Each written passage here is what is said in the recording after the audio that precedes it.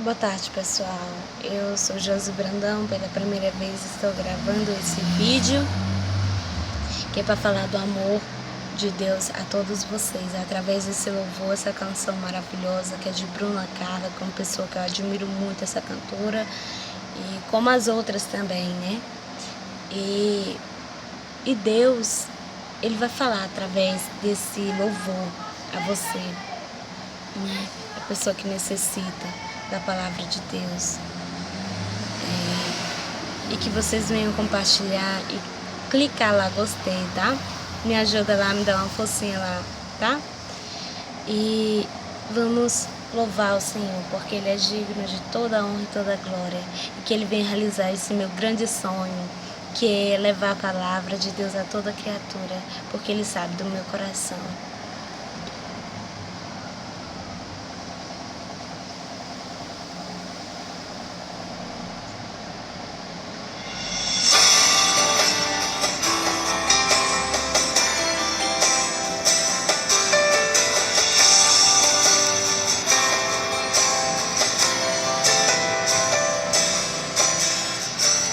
Quantas vezes já tentei me esconder, preocupado com o que iriam dizer.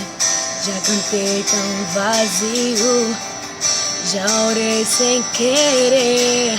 Quantas vezes troquei um sim pelo não, mas o Senhor sabia da minha intenção.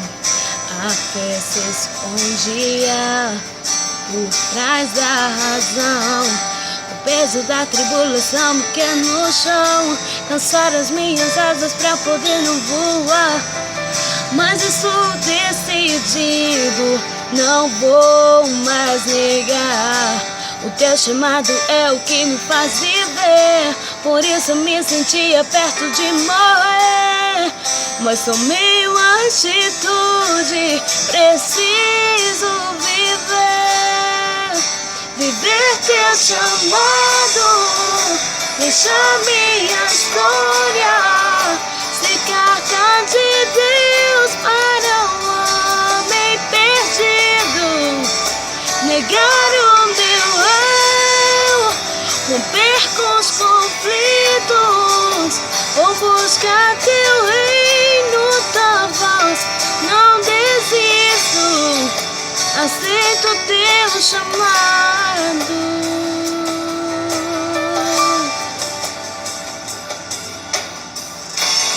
Quantas vezes já tentei me esconder, preocupado com o que iriam dizer. Já cantei tão vazio, já orei sem querer. Quantas vezes troquei um sim pelo não, mas o Senhor sabia da minha intenção. A fé se escondia por trás da razão. O peso da tribulação me quer no chão, cansar as minhas asas pra poder não voar.